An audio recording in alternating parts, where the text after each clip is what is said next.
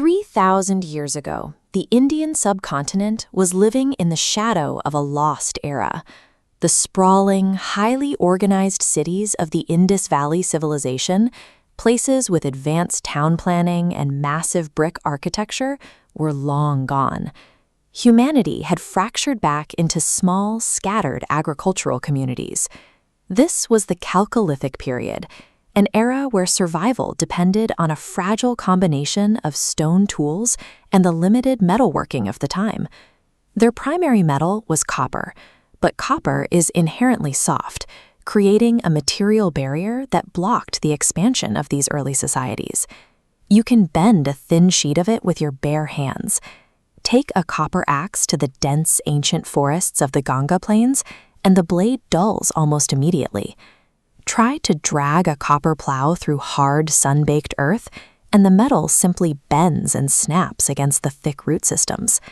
Because farmers lacked the physical tools to clear deep forests or turn over nutrient-rich soil, agricultural yields hit a hard ceiling. Without surplus calories, society remained trapped in a state of developmental stagnation, unable to support specialized labor or complex cities. Around 1200 BC, the archaeological record shifts. Alongside a distinct style of ceramics called painted gray ware, we find the first traces of a new metal scattered in the dirt. That material is iron. The Earth's crust is packed with it, making it far more abundant than copper. But accessing it required a massive leap in technical knowledge. Unlike copper, which melts in a simple campfire, iron requires a staggering 1,500 degrees Celsius to smelt. This demanded engineered furnaces, forced air bellows, and unprecedented control over heat. Mastering these extreme temperatures gave people the leverage to break through the material limits of the Copper Age, setting off a continental chain reaction. The first application was clearing the land. Heavy iron axes could bite deeply into thick hardwood, shattering the dense forest canopies of the north and opening up millions of acres of prime, sunlit real estate. Below ground, iron-tipped plowshares and hoes finally sliced into the heavy soil, dragging up fresh nutrients from deep beneath the surface that copper could never reach. This triggered a massive agricultural boom. Highly organized, large-scale cultivation spread across the subcontinent, with massive harvests of wheat and barley in the west and water-intensive rice in the east. This chart shows the direct relationship between technology and survival.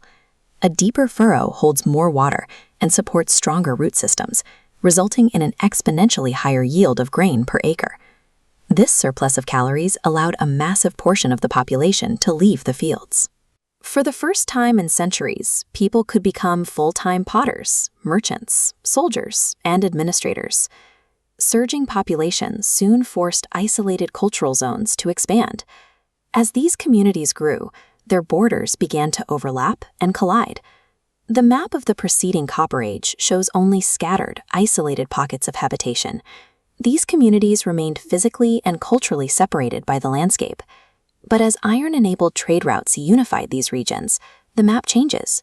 We find identical cultural markers across over 120 settlements, indicating that these diverse regions were interacting under one shared cultural umbrella for the first time.